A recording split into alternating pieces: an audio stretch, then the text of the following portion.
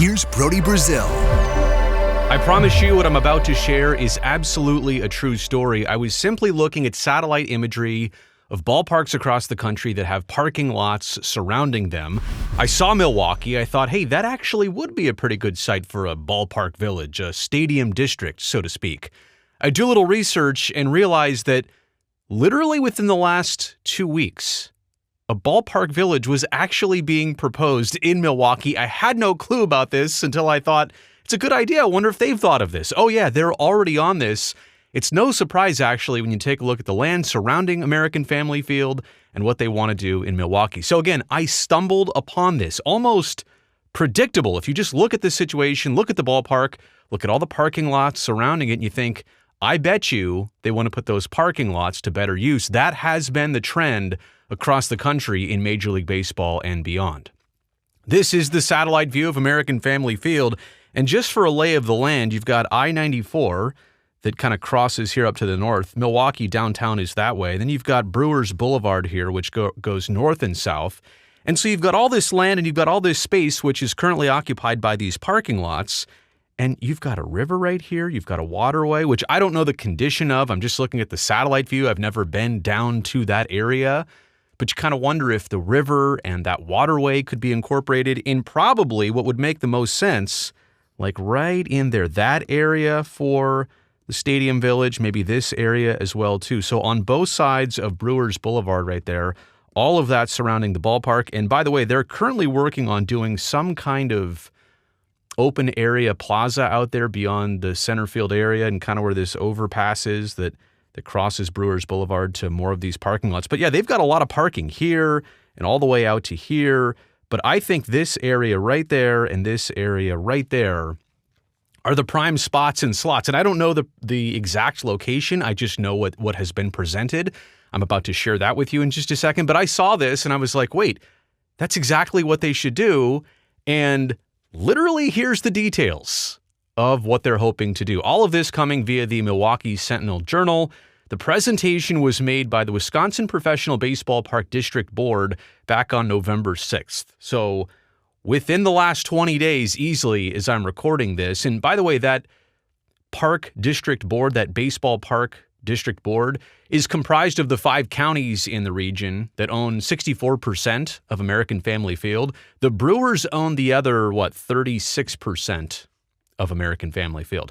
That's the breakdown of who are the interested parties here, right? So the counties are in on this. The Brewers are in on this. They see some collaboration that could potentially work. They would have to obviously take away a lot of parking. I literally just showed you the satellite imagery here. Up to 25% of the current parking lots could be developed, right? That's significant. If you're taking away that much parking, if this ballpark isn't necessarily in a downtown location, how are you going to deal with that? On sellout games at max capacity crowds, how are you going to deal with fewer parking spaces to the tune of 1,600 to up to 3,000? And so 90 parking acres, there's currently 12,000 spaces, but this is basically the scenario. They're going to cut it back by a significant amount and develop that land, develop that flat land that's there right now. Again, 1,600 to 3,000 spaces is what they could potentially lose. They are going to build parking garages to try and offset that as much as they can, but they're still going to lose these spaces. More on parking garages in just a second. But the sites also need infrastructure work, cleanup work, floodplain modification, right? Like there is a body of water that travels through the area. Underground utilities need to be moved. You can't just build whatever you want, wherever you want. They're thinking about apartments and a hotel. I'll give you the specs on those in a second. But they're estimating initially that all of this is going to cost $800 million, which in my brain here in 2025 means instantly $1.5 billion. You basically have to double it if you're being realistic. The ballpark was also recently approved back in late 2023 for $500 million in improvements.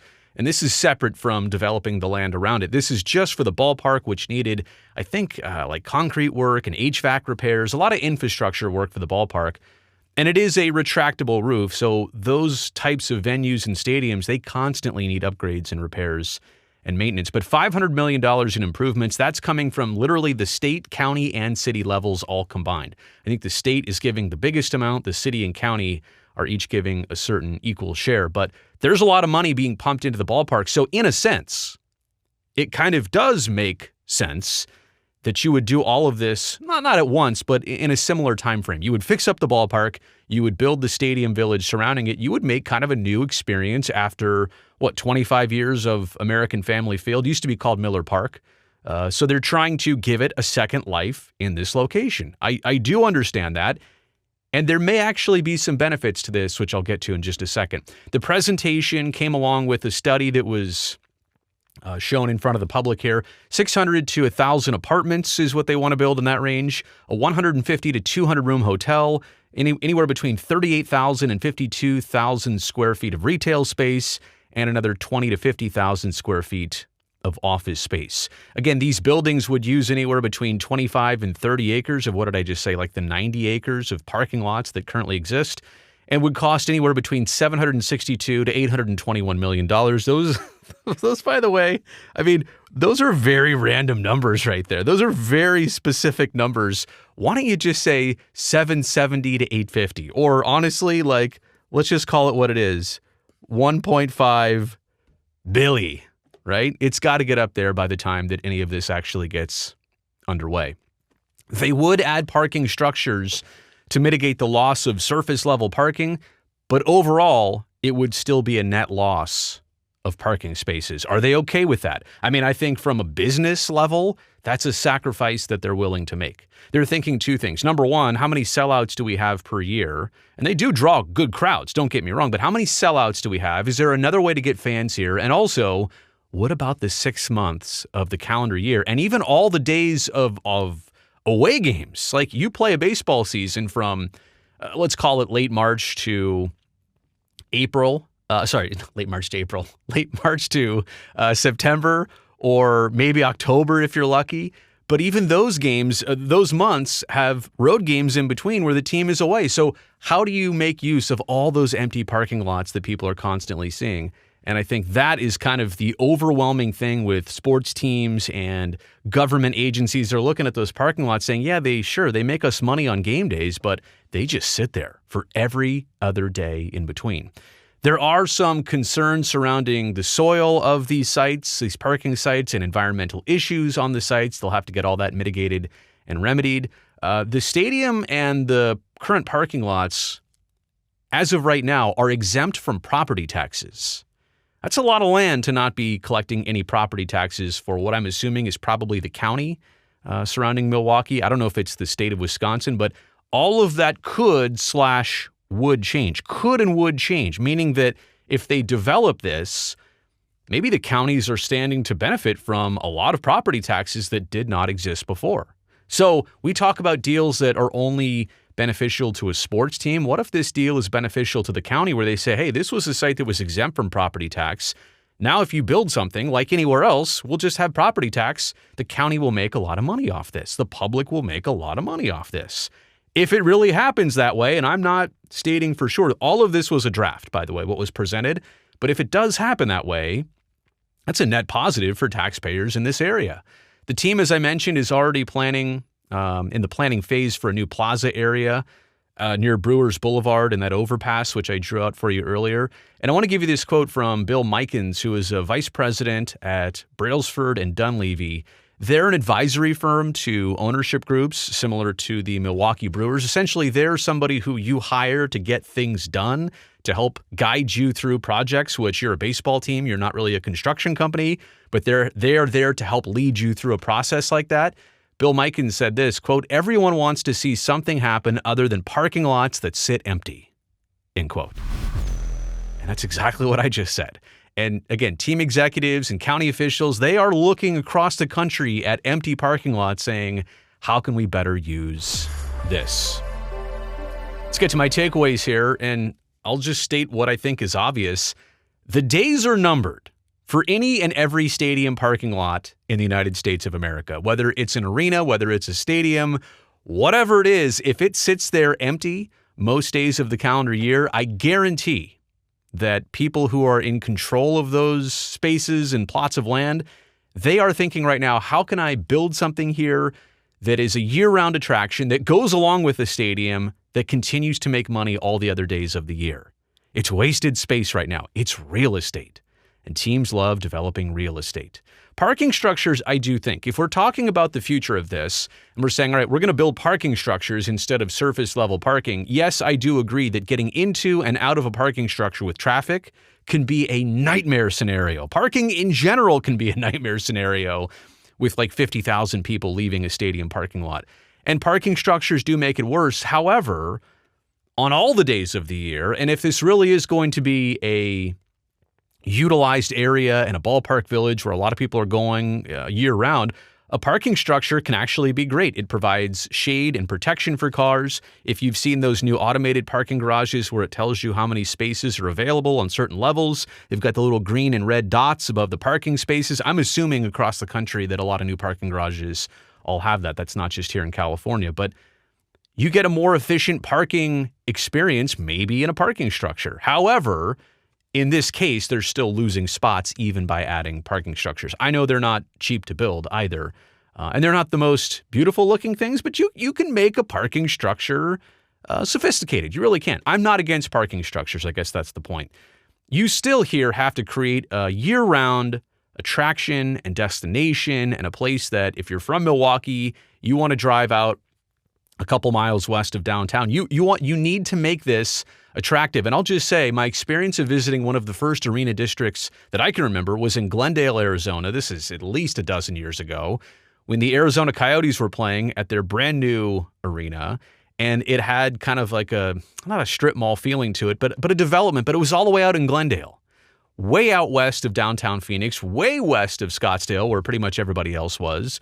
And it was like when you were here, you didn't mind the experience of the arena and the movie complex and the hotel that was right next door. By the way, that was a great team hotel. All the stuff surrounding it was great once you were there.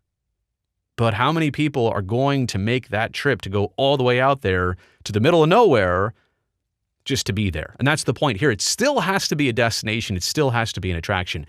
And again, in Milwaukee, if this could pay for itself with property taxes and increased taxes and collection there, or is this a situation where the Brewers are hoping and standing to benefit? I don't know all the details of this. Like, I'm literally just uncovering and unearthing something that is so primitive, we don't even have the details on it yet. But when it does take the next steps, that's what's to pay attention to. Who's going to benefit from this? And if it is taxpayers, great. This could be a trend for the future. You talk about what does sports do for the local community? This could be a great thing if, in fact, it works that way. And I'm now also looking at other sites. I mentioned I was doing research at the very beginning because I was about to do the video of like the top 5 or top 3 other potential future ballpark villages in the United States. And I'm still going to do that video, by the way. But I came across this first and was like, I've got to cover this. The Angels, potentially, at Angels Stadium, Artie Moreno and City of Anaheim, that's been a back and forth for years. He just cannot acquire that land. Plus, Angel Stadium is still one of the oldest. It's been renovated, but still one of the oldest. I think 4th or 5th oldest right now in all of Major League Baseball. Arizona, the Diamondbacks at Chase Field, trying to do something similar there in the surrounding neighborhood of downtown Phoenix. The Mets and Citi Field, they've got a big parking lot. They've had some recent plans. I've covered that before here on the channel, but I'll check in and do some updating on that. The Phillies, outside that quadrant of where the baseball stadium is, the football stadium is, the basketball and hockey arena are, that sports complex in South Philly. What are they going to do there? Are they going to develop some of that and make it more of a residential, retail, and commercial area instead of all that parking lot space? The Dodgers, famously or infamously, have a lot of parking lots surrounding that stadium. That gondola project that I just covered last week, seems like that's not going anywhere, but wouldn't they love, the McCourt family, former owners of the team and current half owners of the parking lot, wouldn't they love to expand that parking lot? In Boston, they've got the Fenway project. It's already an established old neighborhood, but the Red Sox are trying to buy up all the property surrounding it and basically make it into a modern ballpark village. Same thing with the Texas Rangers and same thing with the Kansas City Royals. Again, the Rangers have a new stadium, so they might surround it with, and they've got the land, trust me, they might want to surround it with some more amenities, even more than they've already got. And the Kansas City Royals, they don't want to stay at Kauffman Stadium. In fact, they're trying to get out. But if they were to stay at that site, man, they've got a lot of land. And man, they could do something just like this. Maybe they're at the state of not having decided anything else. Maybe this is kind of a new revisiting option for them, would be to stay at Kauffman Stadium on that site, build something new, but use all that land for a ballpark village. I don't know if exactly this is going to be the next ballpark village or if something will beat this to the punch, but I do know that this is very much up for consideration and conversation. And again, I can't believe I literally found this happening like 2 weeks ago when I blindly was searching for this to see, I wonder if they've ever thought of this. Oh, yeah, they have. Like literally 2 weeks ago. Let me know what you think about all this in the comment section below. Also, thumbs up while you're down there. If you're new to this channel, welcome. Glad to see you. Nice to talk to you. I hope you come back again. The best way to make that happen is for you to hit that subscribe button right now. I would love to see you back here next time.